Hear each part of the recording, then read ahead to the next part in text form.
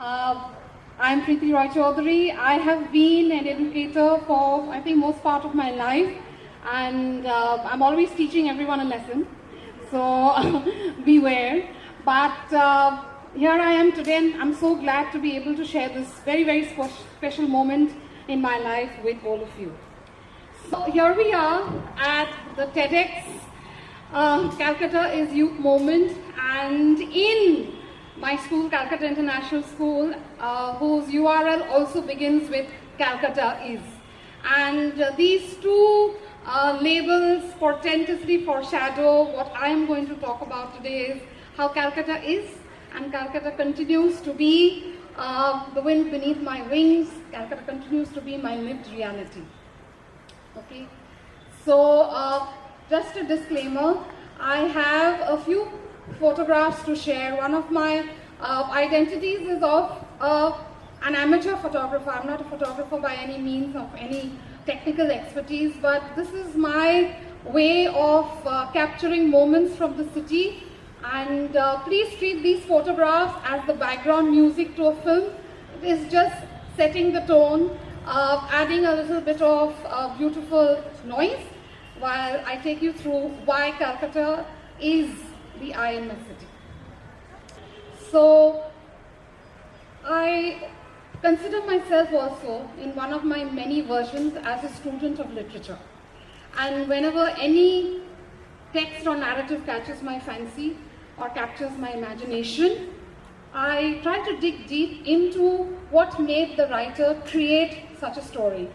So it's not the dry facts or the dates or the biography of the writer as such, but I try to look at his lived reality, at his circumstances that created that narrative.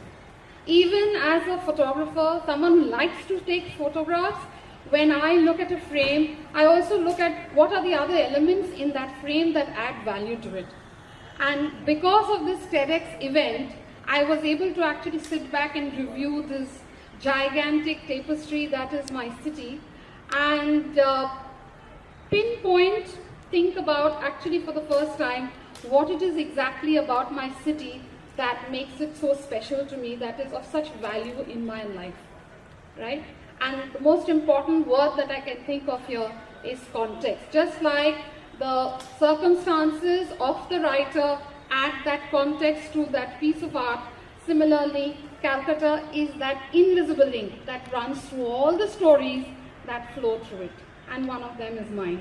So, what is it about the context? When we look at the word context, it seems to be very heavily loaded because you can talk about cultural context, you can talk about social, economic or political context. But what I want to refer to today is the context of inheritance. What I have inherited from this city, what this city has given to me as a gift, the gift of roots and wings. But what is this, when I talk about can we move the slides please, Agastya, next one. So, yeah.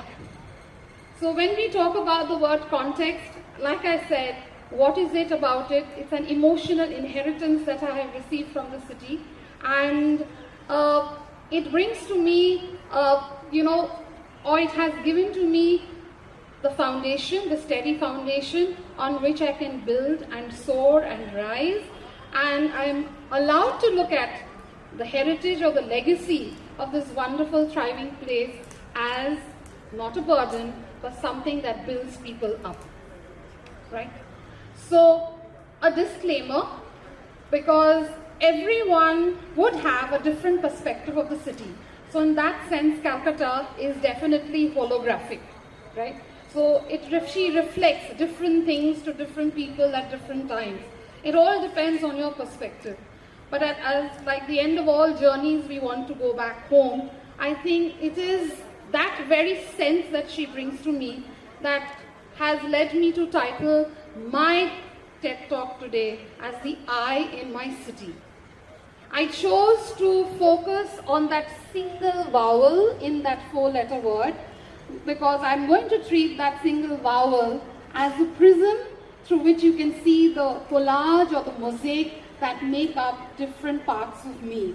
And I'm going to give you a preview or a sneak peek into what are some of the things that ground me as a person that has come from the city, and what are the things that build me up, that have come as a gift also from the city. Right. So, can we change the slides, please? Thank you. One more. So, when we look at these moments that I've captured from the city, they form parts of my narrative in my head. They are forming parts of that, the continuous song of that city that continues to play its tune. Can we go to the slide with the chart? Okay? Yeah. So I may be accused of over-romanticizing the city, right? But, with all her flaws and imperfections, that I only choose to talk about what is nice about her. But when I look at her, she is this very fierce, flawed lady who is tired, but still she's thriving. Sounds a lot like a lot of us in the crowd today. So what is there not to love about the city? Okay, so the first thing that I want to talk to you about how Calcutta has found, given me my roots, is where I am going to ask you to think about that image from the city. Have you ever noticed or observed the quiet resilience with which this city has braved the ups and downs of history?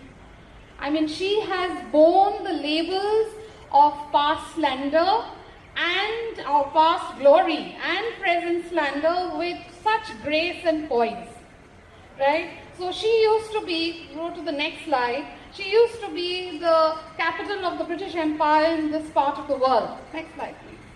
And like all empires are very fragile and they don't last, almost like the life cycle of a butterfly, she was also labeled as, next slide, as a dying city. But she has endured, she has lived through all these labels, she has seen riots, rebellions, famines, floods, and even the Renaissance with such grace and poise.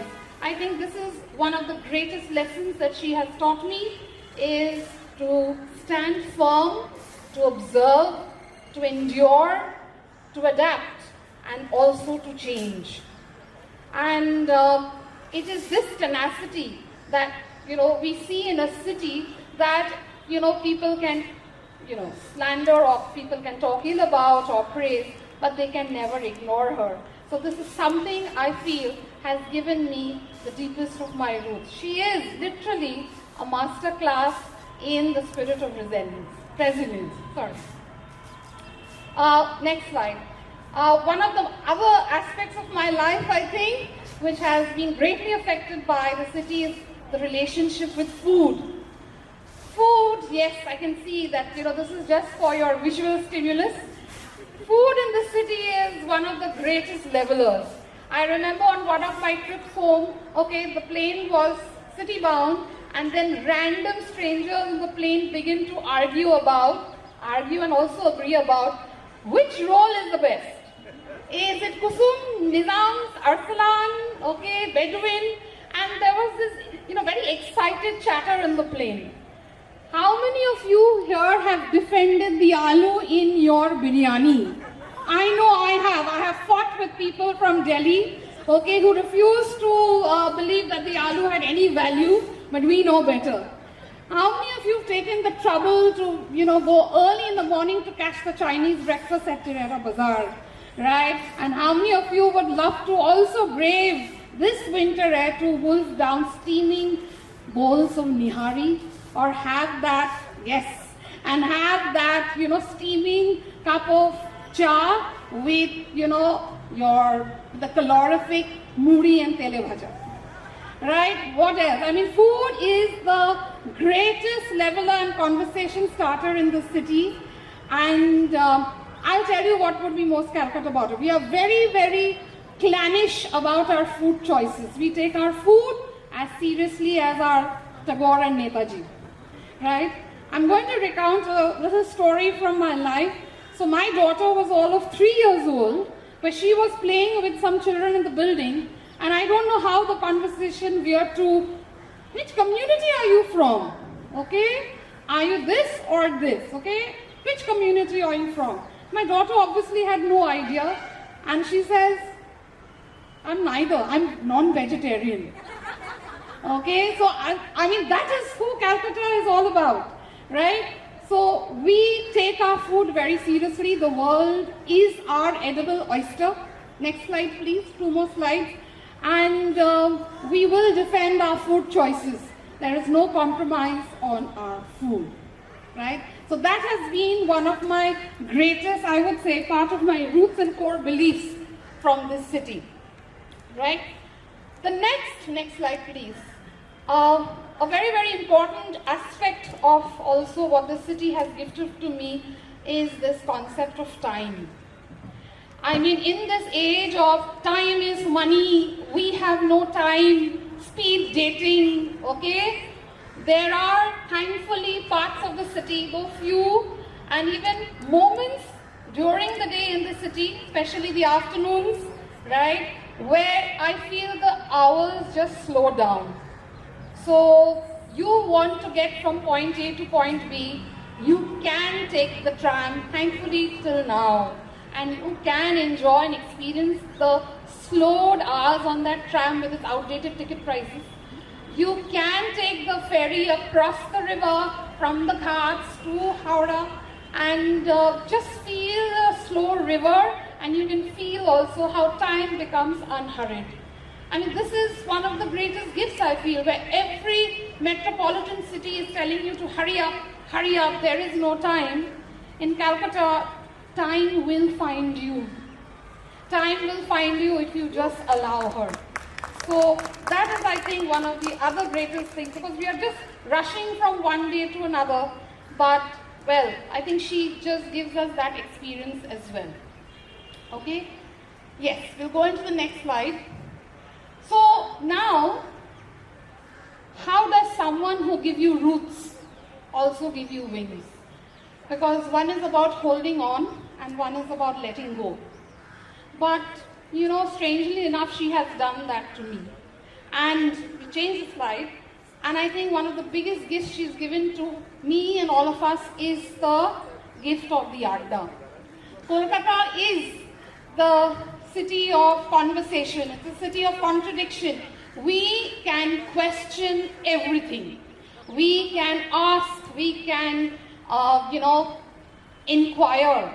And I think that is one of the greatest gifts. So, you know, long before international pedagogy made it very cool to be inquirers, I think Kolkata started doing that in these conversations and coffee houses and addas. And I'll give you the very basic example. I think everyone here has experienced that, of the inquiry method of gaining knowledge.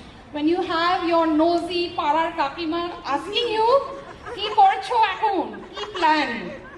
Okay, so you have that right from the, you are asked always the question.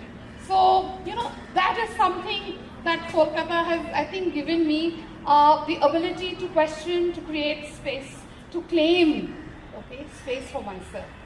But, next slide. But it is as a woman, I think there is a special bond or the special gift of Kolkata. So, I know times are alarming, frightening, but I think there exists in all the women of Kolkata this fire to never back down. Okay, another question. Have you ever argued with a woman from Kolkata?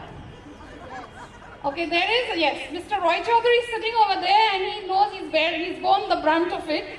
You may have won the argument, but you will always remember that argument. Because the woman from Kolkata, she can, you know, quote Gloria Steinem, and she can be a staunch feminist, you know, with bell hooks, but she will still cry at Sayara or she will sing Taylor Swift. I think women of Kolkata are something else. We really claim our space. And if you have not been lucky enough to, have a feminist in your family, right, I'm telling you, you will meet them in your workplace, in your classrooms, in your staff room, at your club, at the Moidan, or even at your Parar Pujo. There is a feminist everywhere, okay? And the feminist never always has, or doesn't always have to be a woman. I think that's something very, very important. So this aspect of being a woman in Kolkata is sometimes very, very liberating. Next slide, please. Next slide. So before I begin to conclude what I want to say, I think that one of the most final things, a gift the city has given me as wings, is the way it humanizes the divine, especially with its favorite goddesses. I mean, next slide please.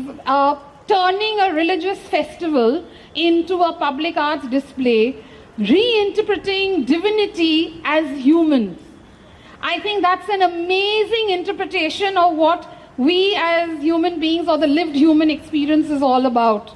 And to see that on such a large scale, I think it is cathartic. It is what the human experience is all about. And this is something that I cherish as someone from Kolkata, right?